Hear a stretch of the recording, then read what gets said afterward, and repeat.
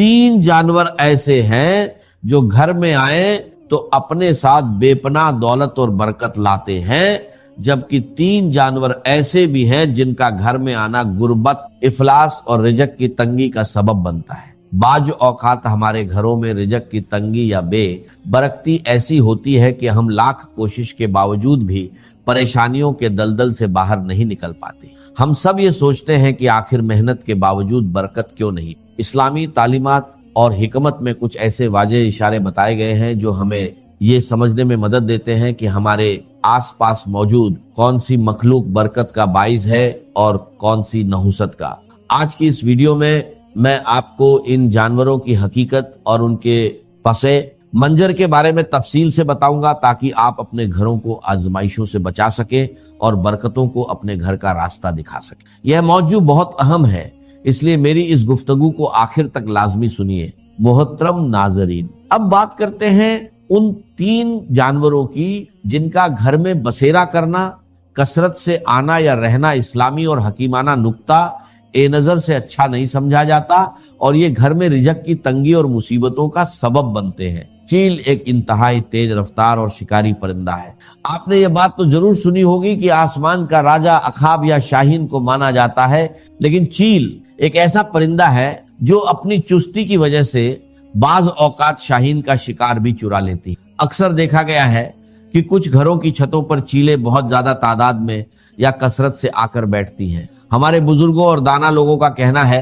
कि घर की छत पर चील का मुसलसल आना या सुबह दोपहर के वक्त बैठना अच्छा शगुन नहीं माना जाता। यह इस बात की अलामत समझा जाता है कि इस घर पर अनकरीब कोई बड़ी मुसीबत, परेशानी या रिजक की शदीद तंगी आने वाली है। दूसरा जानवर जिसका घर में आकर रहने लग जाना और हर कोने में बस जाना मनहूस समझा जाता है, वह मकड़ी है। मकड़ी की वजह से घर में तंगी और मुसीबतें आती। यहाँ एक बात वाजह करना बहुत जरूरी है कि मकड़ी बजात खुद कोई मनहूस जानवर नहीं है, क्योंकि इसी मकड़ी ने हिजरत मदीना के तारीखी मौके पर गार ए सौर के दहाने पर जाला बुनकर हमारे प्यारे नबी हजरत मोहम्मद सल्लल्लाहु अलैहि वसल्लम की कुफार से हिफाजत की थी। लेकिन मकड़ी की बद दुआ बहुत खतरनाक होती। मकड़ी उस वक्त बद दुआ देती है जब उसका मुकम्मल तौर पर बना हुआ जाला अचानक और बेदर्दी से तोड़ दिया जाए। इसीलिए दाना लोग फरमाते हैं कि घर में मकड़ी का जाला कभी मुकम्मल न हो। जैसे ही मकड़ी किसी कोने में जाला बुनना शुरू करे, उसे फौरन साफ कर दे। तीसरा हैवान जो घर में न सिर्फ बेबरकती लाता है बल्कि खतरनाक बीमारियों का सबब भी बनता है, वह लाल बेग। इमाम जाफर सादिक रहमतुल्लाह अलैह का एक इंतहाई अहम फरमान है, तमाम हशरातुल अरज में इंसान का सबसे बड़ा दुश्मन लाल बेग है। ये इंसान का ऐसा पोशीदा दुश्मन है जो हर वक्त गंदगी फैलाने और नुकसान पहुंचाने की ताक में रहता है। अगर आपके घर में लाल बेग कसरत से नजर आने लगे तो समझ जाएं कि बरकत उठा। साइंसी तहकीक भी इस बात की तस्दीक करती है कि घर में लाल बेगों का ज्यादा होना दिल की बीमारियों की बड़ी वजह है। लाल बेग एक खास किस्म का केमिकल छोड़ते हैं जो इंसानी दिल को कमजोर करता है और हार्ट अटैक का बाइस बनता है। साइंसी और इस्लामी दोनों लिहाज से इनका घर में होना रिजक की तंगी और बर्बादी लाता है, इसलिए फौरन इनके खात्मे का इंतजाम करें। वो 3 जानवर जो घर में दौलत और बरकत लाते हैं। आइए अब उन खुश किस्मत जानवरों और परिंदों का जिक्र करते हैं जिनका घर में आना, बसेरा करना या घोंसला बनाना बेपनाह बरकत, दौलत और रिजक में इजाफे की अलामत है। शहद की मक्खी। शहद का शुमार नबी एक करीम सल्लल्लाहु अलैहि वसल्लम की पसंदीदा तरीन गिज्जाओं में होता है और अल्लाह तबारक व ताला ने शहद और शहद की मक्खी दोनों के अंदर खुसूसी बरकत और शिफा रखी। जिस घर के पास से या जिसकी छत के आसपास से शहद की मक्खियां कसरत से गुजरती हैं, वह घर बहुत मुबारक मान। और अगर ये मक्खियां आकर आपके घर की किसी दीवार, छत या कोने में अपना छत्ता बना लेती, तो ये इस बात की वाजह और यकीनी निशानी है कि इस घर में अब रिजक और बरकत के दरवाजे खुलने वाले। 2. चिड़िया। चिड़िया एक इंतहाई मासूम, बेजुबान और प्यारी मखलूक है। घर के आंगन में चिड़ियों का चहचहाना वैसे ही दिल को सुकून देता है, लेकिन इस्लामी रिवायत और बुजुर्गों के तजर्बात के मुताबिक घर में चिड़िया का घोंसला बनाना बहुत ही ज्यादा मुबारक माना जाता है। अगर चिड़िया आपके घर की किसी सरखी, पंखे या कोने में घोंसला बना ले تو اسے کبھی بھی نقصان نہ پہنچے۔ نظر بزرگوں کا کہنا ہے کہ چڑیا کا یہ معمول ہوتا ہے کہ وہ صبح سویرے اپنے گھونسلے سے اڑنے سے پہلے اللہ تعالیٰ کی حمد ثنا کرتی ہے، سبحان اللہ کا ورد کرتی اور اللہ سے یہ دعا مانگتی ہے، یا اللہ نہ صرف مجھے رزق عطا کر بلکہ جس گھر میں میں نے گھونسلہ بنایا ہے اس گھر والوں پر بھی رزق کی تنگی نہ آنے دے۔ تیسرا جانور جس کا گھر میں آنا رہنا یا بچے دینا بے پناہ دولت اور خوشحالی لاتا ہے وہ بلی۔ ام المومنین حضرت عائشہ رضی اللہ عنہا سے روایت ہے کہ نبی کریم صلی اللہ علیہ وسلم نے ارشاد فرمایا، یقیناً بلی ہرگز ناپاک نہیں ہے بلکہ یہ تو تمہارے گھروں میں کثرت سے آنے جانے والی مخلوق ہے۔ ہمارے پیارے نبی صلی اللہ علیہ وسلم کو بلی اس قدر پسند تھی کہ روایت کے مطابق آپ صلی اللہ علیہ وسلم بلی کے برتن میں بچے ہوئے پانی سے وضو تک فرما لیتے تھے۔ بلی کی دعا اور بد دعا دونوں سیدھی عرش تک جاتی ہے۔ اگر آپ کے گھر میں بلی آتی ہے اور آپ اپنی حیثیت کے مطابق اسے روٹی کا ٹکڑا ڈال دیتے ہیں، دودھ یا پانی کا بندوبست کر دیتے ہیں تو وہ خوش ہو کر آپ کے حق میں دعا کرتی۔ جب بلی دل سے دعا دیتی ہے انسان کے وارے نیارے ہو جاتے ہیں۔ نتیجہ اور التماس، محترم ناظرین، قدرت کے اس پورے نظام میں اللہ تعالیٰ نے ہر مخلوق کی ایک خاص اہمیت رکھی۔ اگر ہم اللہ کی بے زبان مخلوق پر رحم کریں گے تو عرش والا ہم پر رحم کرے گا اور ہمارے رزق کے بند دروازے کھول دے گا۔ وہ تمام چیزیں جنہیں ہم نے ضروری سمجھ لیا ہے، درکار سمجھا ہوا ہے کہ یہ بھی ضروری، یہ بھی ضروری، یہ بھی درکار ہے، یہ بھی درکار ہے، اکثرت درکار نہیں، اس کی اکثریت جو ہے وہ درکار نہیں، ضروری نہیں۔ تو اس لیے اب یا تو انسان اپنی کوئی دنیاوی حقیقی ضرورت پوری کرنے کے لیے وقت صرف کرے یا دین کی اور آخرت کی کمائی کے لیے صرف کرے۔ اب نیند ہے، استراحت ہے، یہ بھی انسان کی ایک ضرورت ہے، یہ ضرورت پوری کرے۔ کھانا ہے، یہ انسان کی ضرورت، لہذا اس کو تو اس کے اندر شامل سمجھیے۔ اب جو وقت بچ گیا ہے وہ سارا کا سارا آخرت کو بنانے اور کمانے میں دین کی خدمت کو لگنا چاہیے۔ کہاں بچ گیا آپ کے پاس؟ ٹائم بچا ہی نہیں۔ پیس ٹائم جس کو کہتے ہیں، کوئی ہابی ہے جی میری، بس وقت گزاری کا مشغلہ ہے، وقت گزاری، لا حول ولا قوت الا باللہ۔ آپ کو وقت گزارنے کے لیے مشغلہ چاہیے، یا ضروریات زندگی کے لیے وقت صرف ہونا چاہیے، اور یا پھر وہ وقت لگنا چاہیے آخرت کے بنانے اور کمانے۔ جو دو چیزوں سے تیسری کیٹیگری آ جائے گی وہ مالا یعنی، اس کا کہ اس سے کوئی تعلق ہی نہیں، لا حاصل بے مقصد بلا ضرورت، یہ انسان کے اسلام کی خوبی ہے۔ یہ بھی گویا کہ احسان کا درجہ ہو گیا، من حسن الاسلام، اسلام کے بعد درجہ ایمان، ایمان کے بعد احسان، من حسن اسلام المرء، ایک انسان کے اسلام کی خوبی یہ ہے، حسن یہ ہے، ترکہ ما لا یعنی ہے، اس کا چھوڑ دینا ہر اس چیز کو جو اس کے لیے لا حاصل ہو، غیر ضروری ہو۔ ابی حمزہ انس ابن مالک رضی اللہ عنہ خادم رسول اللہ صلی اللہ علیہ وسلم عن النبی صلی اللہ علیہ وسلم قال، یہ جن کو ہم جانتے ہیں حضرت انس حضور کے خادم تھے، ان کی والدہ 9 برس کی عمر تھی ان کی جبکہ حضور کی خدمت میں چھوڑ گئی تھی کہ حضور یہ بچہ آپ کے پاس رہے گا، آپ کی خدمت کرے گا، آپ کی صحبت سے فیض یاب۔ اور یہ انس ابن مالک یہ ہے جو کہتے ہیں کہ میں نے اتنے سال حضور کے ساتھ گزارے ہیں خادم کی حیثیت سے، ایسا بھی موقع کبھی نہیں آیا کہ آپ نے مجھ سے یہ کہا ہو کہ اے انس تو نے یہ کام کیوں نہیں کیا۔ جھڑکنا، ڈانٹنا، ڈپٹنا تو بہت دور کی بات ہے، شفقت، ملاطفت، ملائمت حضور صلی اللہ علیہ وسلم کی مزاج کا جز۔ اب ان کی کنیت ہے ابو حمزہ، عن ابی حمزہ انس ابن مالک رضی اللہ عنہ خادم رسول اللہ صلی اللہ علیہ وسلم۔ یہ خادمے کے نیچے مین کیوں آ گئی ہے، زیر کیوں آ گئی ہے؟ جی ان تو آ رہا انس سے پہلے، چلیے ٹھیک ہے، بدل کہہ لیں، صفت کہہ لیں، چلیے۔ عن النبی صلی اللہ علیہ وسلم، حضور سے روایت کیا، آپ نے فرمایا لا یؤمن احدکم حتی یحب لاخیہ ما یحب لنفسہ، رواہ البخاری و مسلم۔ اب یہ حدیث کے روایت کے اعتبار سے چوٹی کے درجے کی حدیثوں میں سے، اور اس میں ذرا کیٹیگوریکل ڈینائل دیکھیے، تم میں سے کوئی شخص مومن نہیں ہو سکتا جب تک کہ اپنے بھائی کے لیے بھی وہی شے پسند نہ کرے جو اپنے لیے کرتا ہے۔ اس سے اونچی اخلاقی تعلیم کیا ہوتی؟ لیکن اس کا مفہوم عام طور پر محدود سمجھا جاتا ہے کہ آپ اچھا پہننا چاہتے ہیں تو اپنے بھائی کو بھی اچھا پہنائیں، آپ اچھا کھانا چاہتے ہیں تو بھائی کو بھی اچھا کھلائیں۔ تو بھائی بھی ایک حقیقی بھائی ہے، ایک چچا دار بھائی ہے، ایک بھائی جو ہے وہ دادا کی نسل سے چل کر بھائی بن گیا، یہ تو پھیلتا جائے گا، ہر انسان دوسرے انسان کا بھائی ہے، کم سے کم ہر مسلمان دوسرے مسلمان کا بھائی ہے، دائرہ تو پھیلتا جائے گا۔ لہذا ایک طرف تو گویا کہ لوگوں کی طرف خیر اور بر، تبرع، اس کی تلقین ہو گئی، لیکن اصلاً یہ حدیث ہم نے خاص طور پر جو کوٹ کی ہے وہ کس اعتبار سے؟ یہ دعوت دین کے لیے بنیادی موٹیو۔ آپ نے اگر دین کو اپنے لیے پسند کیا ہے اور آپ اپنے بھائی کو اس کی دعوت نہیں دے رہے تو آپ نے ایمان کی رمق دی، آپ نے خود اپنے آپ کو جہنم سے بچنے کا تو سامان کر لیا ہے اور اپنے بھائی کو جہنم کی طرف جاتے دیکھ رہے ہیں، اور ٹک ٹک دیدم دم نہ کشیدم، ایمان کا یہ رمق دی۔ لا یؤمن احدکم، یہ دعوت کا سب سے بڑا موٹیو، میرے بھائی، میری اولاد، میرے رشتہ دار، میری قوم، دائرہ وسیع ہوتا جائے گا۔ تنظیم اسلامی کا جو ہمارا تاسیسی قرارداد، اس کی پھر تشریحات ہو، ہر شخص کو داعی ہونا چاہیے، اور دعوت کا دائرہ قو انفسکم، اس کے بعد واہلیکم، اس کے بعد اپنا کنبہ قبیلہ، یا اس کے بعد اپنی قوم، یا قوم اعبدوا اللہ، اس کے بعد پوری نوع انسانی ہے۔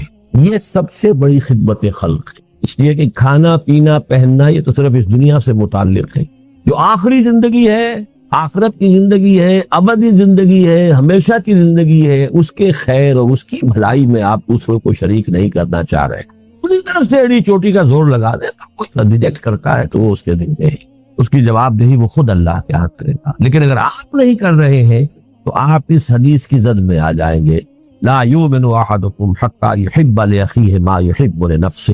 اب ایک حدیث آ رہی ہے کہ جو اسلام کے قانونی نظام کی ایک اہم ترین شق ہے۔ عن ابن مسعود رضی اللہ تعالی عنہ قال رسول اللہ صلی اللہ علیہ وسلم لا يحل دم امرئ مسلم الا باحدى ثلاث السيب الزاني والنفس بالنفس والتارك لدينه المفارق للجماعة، رواہ البخاری و مسلم۔ یہ بھی پھر روایت کے اعتبار سے بہت اونچی حدیث۔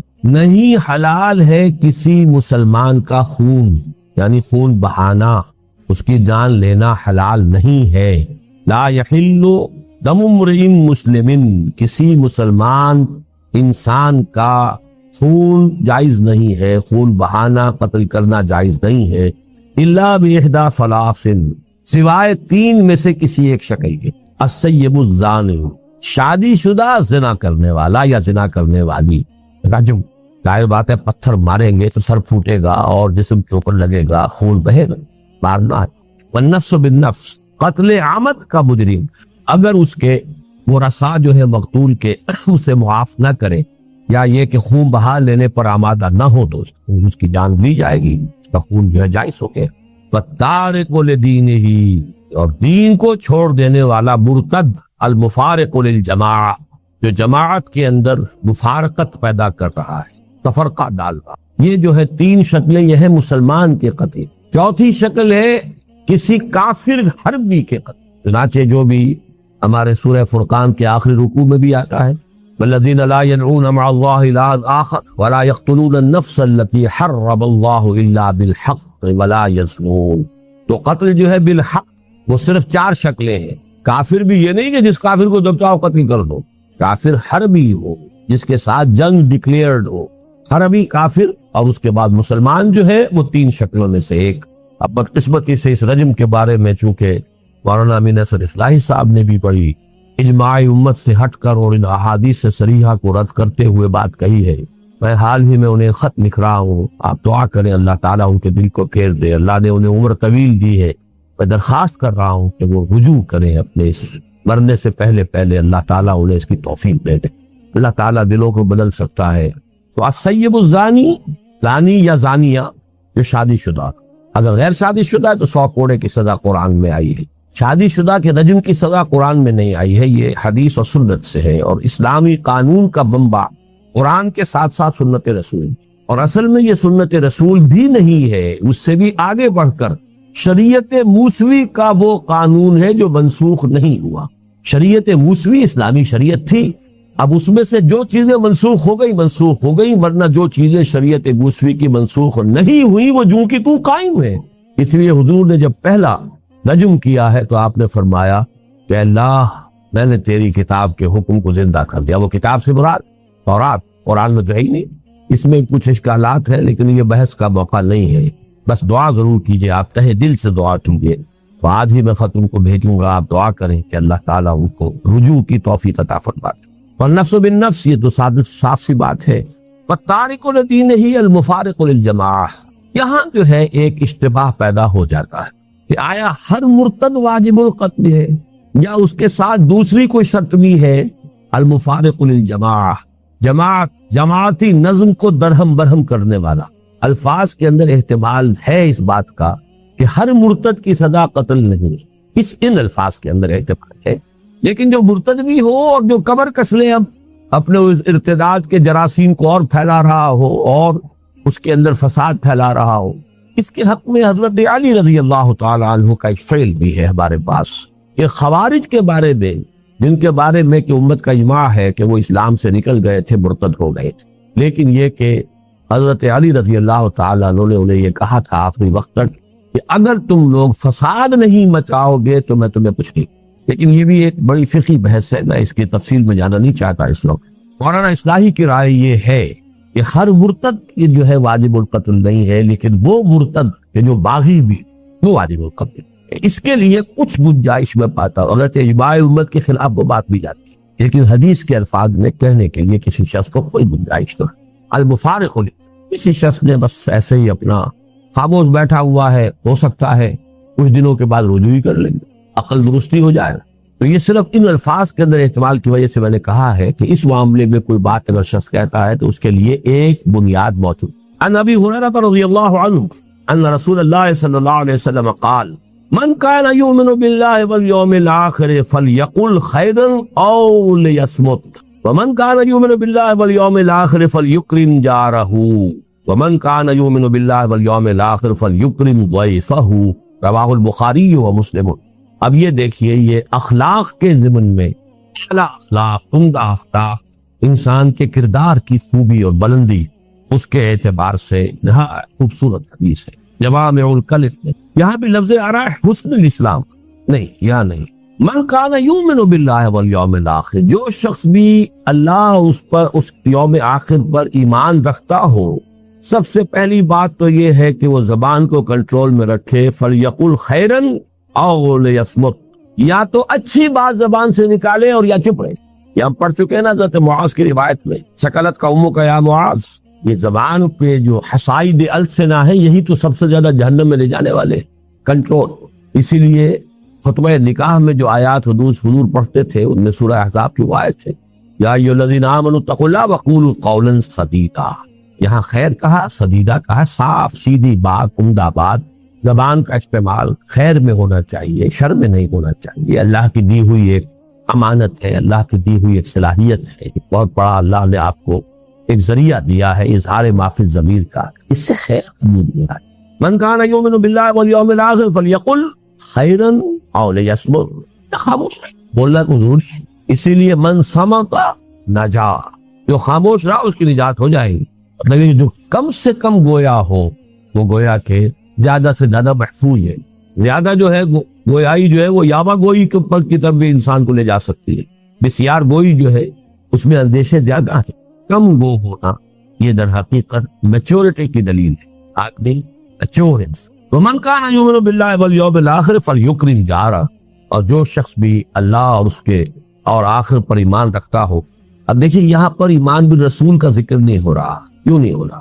ایک تو چونکہ حضور خود کہہ رہے ہیں تو بار بار اپنے اوپر ایمان کو ریپیٹ کرنا یہ بھی ایک بامروت انسان کے لیے ذرا کوفت کی چیز. دوسری بات کیا ہے کہ یہاں موٹیو کی ہو رہی ہے. موٹیو دو ہی ہے، اللہ کو راضی کرنا، آخرت کی سزا سے بچنا.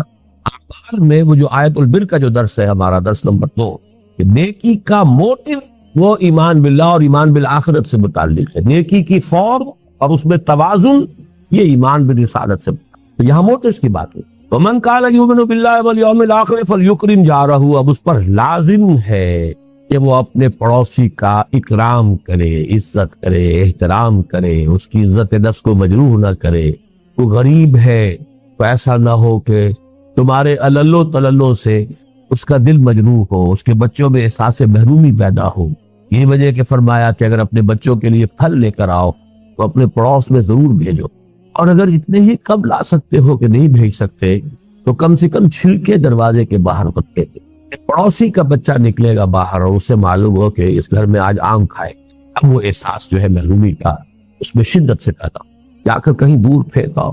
اس درجے باریک بینی کے ساتھ جو ہے یہ اخلاق حسنہ کی تلقین محمد رسول اللہ صلی اللہ علیہ وسلم۔ وَمَنْ كَانَ يُؤْمِنُ بِاللَّهِ وَالْيَوْمِ الْآخِرِ فَلْيُكْرِمْ ضَيْفَهُ، اور جو کوئی بھی ایمان رکھتا ہو اللہ پر اور یوم آخر پر، اس کے لیے لازم ہے کہ اپنے مہمان کی عزت کرے، اس کا اعزاز کرے، اس کا اکرام کرے۔ یہ جو مہمان نوازی ہے اصل میں یہ بھی حسن الاخلاق میں سے ہے، اور واقعہ یہ ہے کہ جب تک تمدن فاسد نہیں ہو جاتا، چاہے کوئی معاشرہ کافرانہ ہو، لیکن ابتدائی شکل میں جب بھی معاشرہ ہوتا ہے نیسنٹ، جبکہ ابھی پولیوشن نہیں ہوئی ہوتی، اور یہ بڑے بڑے شہر جو ہیں ان میں آ کر یہ چیز ختم ہو جاتی ہے، بڑے بڑے شہروں میں مہمان مصیبت نظر آنے لگتا۔ اس کی وجوہات ہیں، دیہات میں کوئی کبھی جائے گا شاذ، اور شہر میں تو لوگ آتے رہتے ہیں، اپنا یہ کام ہے، اپنا وہ کام ہے، آئے اپنے کام سے آپ کے یہاں تشریف لے آئے ہیں، اب آپ روزانہ جو ہے وہ لوگوں کی ضیافت کر کے تو آپ کا تو بیڑا غرق ہو جائے گا، ٹائم ختم ہوتا ہے، آپ کے خرچ ہوتے۔